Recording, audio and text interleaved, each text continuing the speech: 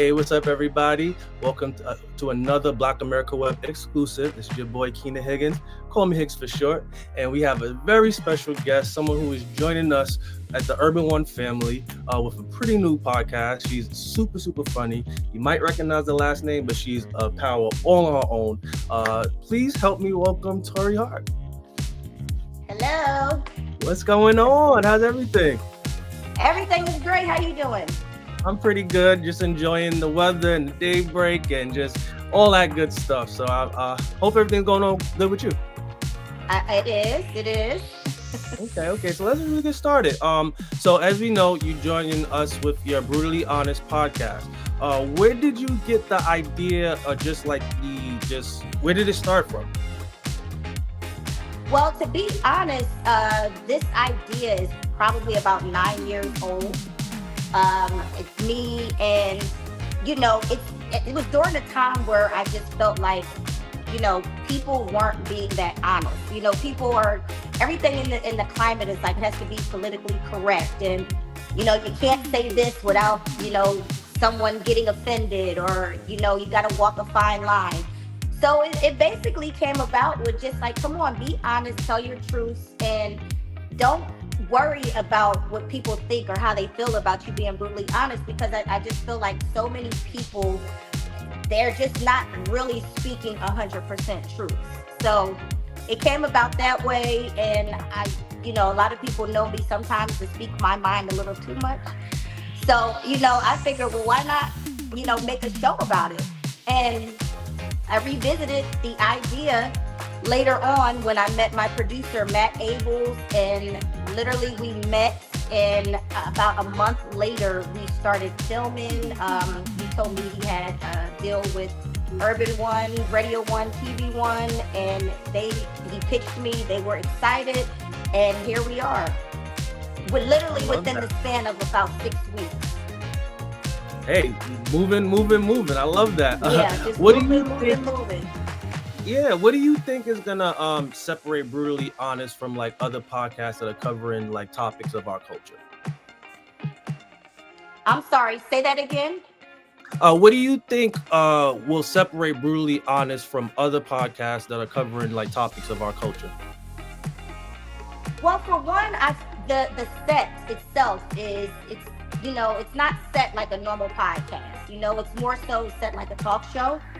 And then also it's very, free, and I'm not trying to overtalk my guests. I let my guests come on, they talk, I let them tell their stories, and I make it a safe space for them to tell their stories, and they feel very, very comfortable telling their stories. We got a lot of juicy stories, and it feels like they're talking to a girlfriend instead of a host.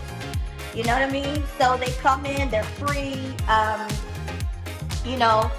and I just let them be them. And I'm like, it's okay, be honest, don't tiptoe around, don't feel like you have to. And the comfortability level is, from what I can see so far. I've done a lot of interviews, and some interviewers don't make me feel comfortable at all. And so I really just want my guests to feel like they're talking to their sister, their homegirl, their auntie, instead of their mother, instead of feeling like they're being interviewed. It's more so like a straight up conversation, and they're having a good time. I love that. For you, particularly being a very hilarious woman, how do you plan on incorporating some of that comedic prowess that you have, that you learned from the likes of like Cat Williams and Martin Lawrence? It just happens naturally. I don't force anything. If it calls for the comedy, because see, a lot of people don't know I'm also, an actress as well. I started off in theater arts, so I'm a dramatic actress. I have several films that are just straight drama, no comedy at all, so I don't never force it. That's the thing. When it calls for it, it just happens organically and naturally. I don't try to be funny. I just let it come out organically. So 9 times out of 10 though, because in my everyday conversations, when I'm talking to people, it just happens that way. So just like in my normal everyday life, with the conversations that I'm having with my friends and different guests on the show, it just comes out naturally. I love that. I love that. So we are in the era of manifestation. Hmm. Who would you say is your dream podcast interview? Even though it's just starting, like who would you want to get on that podcast?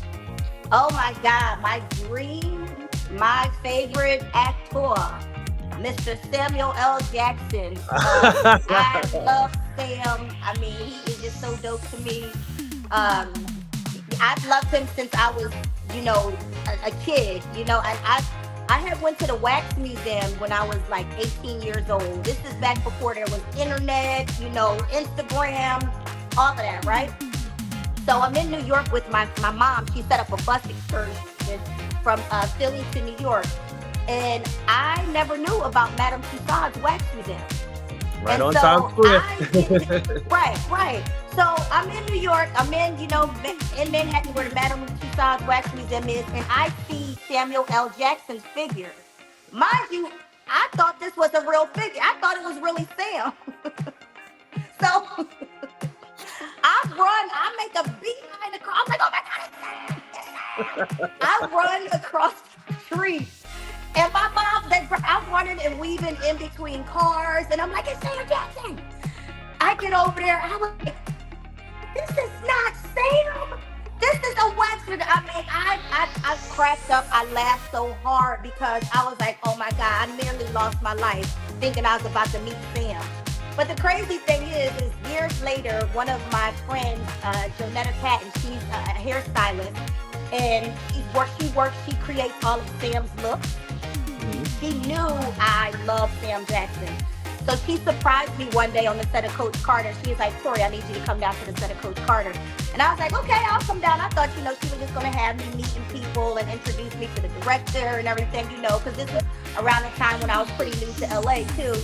And it was Sam. I got to sit in the trailer with Samuel L. Jackson for literally like 20 minutes, talking his head off, and was like, Sam, I'm your biggest fan. I love you, man. I love everything that you do.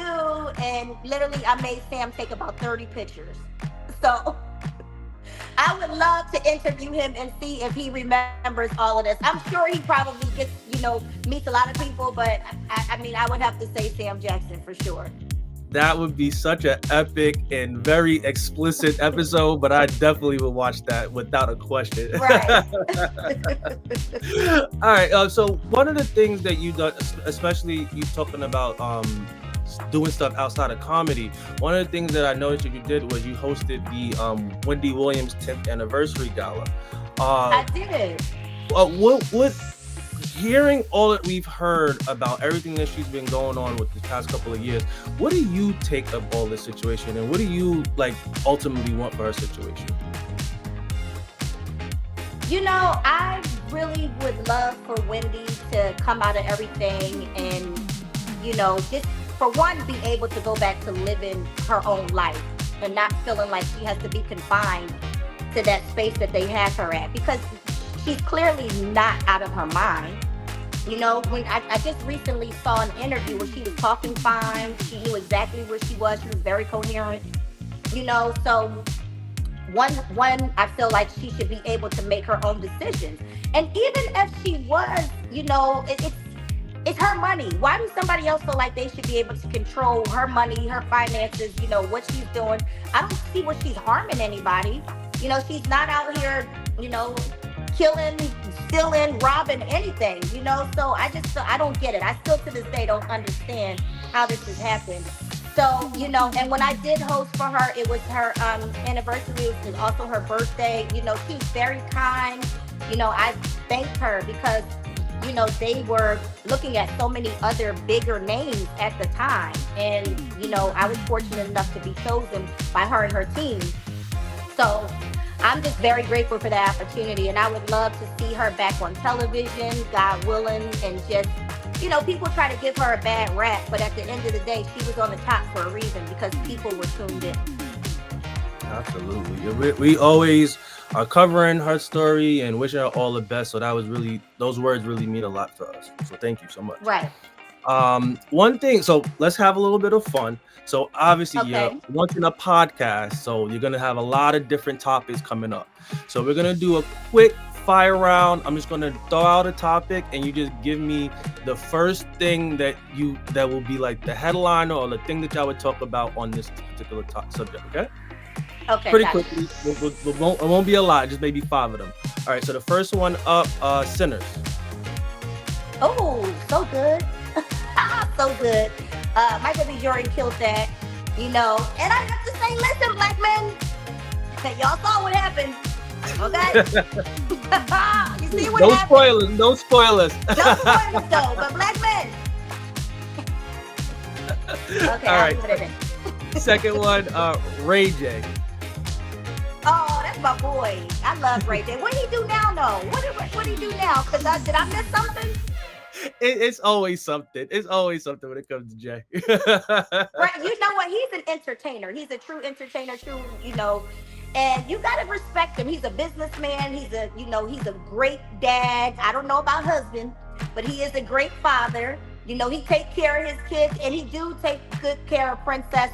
Shout out to Princess Love. That's my boo. We just played in a poker tournament together. So I have respect for Ray J. I can't, that's my dog. So I had nothing to say about Ray, except keep getting them coins, Ray. Heard you. All right, politics. Not really my bag, I'll be honest. I do vote because they say, our ancestors fought and marched for us to have equal opportunity to vote. So I do exercise my right to vote. But I will be honest, I really don't get too involved in politics because I feel like they all actors, and that's just my take on politics. It is pretty much actors that decided to go into government. I heard that. Listen, I can respect that. All right, second to last, Coachella. Coachella! I love Coachella. I just was at Coachella Neon Carnival last weekend. Coachella, and I was walking around, I had my booty out. I had a few, I had these leather pants on. I looked like Prince. When Prince had his leather pants with the booty out. Not with the chap. I had to, I'll send you a picture. You can use it. I don't care. And I had a few people looking like, I know. And I'm like, listen, you live once. It's Coachella. Be free. I was having a good old time. I was like, yeah, one day I'm going to be 80 and my behind going to be sagging down to my knees. So, I figured let me go ahead and wear these leather pants with the booty out while I can. So, yeah. And, of course, it was good music. Anderson .Paak performed at the carnival. He killed it. He bought out Too Short, and I'm trying to remember who else. I'm having a brain fart. But it was a good time. I had a good time. I went last year too, and oh my God, when I went last year, that was my first time seeing Doja Cat perform live. Ooh, I was in love for like a month. I was buying merch. I was like, wait a minute. Am I gay? Why am I buying merch? I was like, I am attracted to Doja Cat. I was like, no, I like men. What is happening right here? So I had a fan out moment real quick for Doja Cat. Yeah. Yeah, I love that. All right, and then our final fire round rapid topic, the polarizing Kanye West. Kanye West. One thing he gonna do is keep the media in a frenzy. I just saw the other day that he talked about he was sucking. Can I say that? Well, I think the audience knows what they refer to. Yeah, he was sucking weed when he was younger. That explains a lot because Kanye is a genius. We cannot discredit that man for his music. He's a musical genius. He knows how to get the media in a frenzy. He knows how to get to $1. I mean, come on, how many black billionaires do you know? You know what I mean? So let's not discredit that man net. But I feel like also with him being a Gemini, he's got this one good, guy here, and he's got this guy here. And it's like they're always in a battle and in a fight. And it's unfortunate because, of course, when he lost his mother, I think that's when it really all started, going, like this. I think she could always reel him in. So, I say I pray for the man. I've met Kanye several times. He's always been very gracious to me every time I've been in his presence. So, the only thing that I could say is, Kanye, come talk to me. Come on, brutally honest, and talk to me. Let's have a conversation so you can come sit down and be brutally honest and get whatever's off your chest. Because I was disappointed though when he did talk about Jay-Z and Beyonce's children. I was disappointed because I don't think that he meant it in a harmful way, but it's just some things you just don't speak of. So, and that's leaving kids out of it. I believe that for sure. All right. So at the end of this, what is the biggest thing that you want viewers of the Brutally Honest podcast to take away from it? Just to understand that, you got one life, right? You get one life to live. It is okay to live life your way. Don't conform to, if you think outside the box, don't feel like you're being a weirdo because you think outside the box. Be honest with who you are. It's 2024. 2020, which was 2024, right? Yeah, it's 2025. It's 2025. It's 2025, baby. Oh, listen, it's 2025. Look, I told you I was having a brain fart earlier. Look, y'all, I'm fresh from the gym, okay? I got on the sports bra right now. I had to throw a jacket over here because I had the time wrong. Okay, listen. It's 2025, y'all, okay? We're in a year where it is okay to be brutally honest. I mean, look at our president. This man, even though he a liar, but I mean, be honest with yourselves. Trump, yes, be honest with yourselves. It's okay to be honest. Stop tiptoeing around the truth. Like, be who you are. Come out, be who you are. Say what you mean, and just be brutally honest. And that's what I want people to take away from it. You don't have to be nasty and negative when you're being honest. You can be very, very demure, as they say, when you're being honest, and just be okay with being who you are. And if you don't like it, make some changes about it. So it's definitely about, accepting who you are, being honest, brutally honest, and getting yourself to that next level. Listen, I feel like you said it perfectly. Thank you so much for the laughs. I can't wait to check out Brutally Honest, and just please keep on bringing the funny. I love it. yes, and please tell all your people, tune in. I mean, we've had some amazing interviews. Christina Johnson, my sister, from Atlanta Exes, CeeLo Green's ex-wife, and just a beautiful author and a beautiful soul. She's the first person I interviewed, and I love her to death. Christina, I love you. Look out for that. Coco Brown, Rodney Perry, the Novas from Love and Hip Hop, Jacqueline Carr, trying to think who else. Georgia Rain, who lives in Atlanta. You should interview her. She, signed to Akon Convict and just got a new dope song out called Turks. I'm telling you, her voice is like so melodic and amazing. I just can't wait for you guys to see it, because it's something that you've never seen, and it's wild. It's a wild ride, because people don't know I'm a very spiritual person, but I also am this is how God created me, and I'm going to definitely be loose when I need to be loose. So, hey, I'm brutally honest. That's all I can say. We ready for it. That's all I got. Yeah.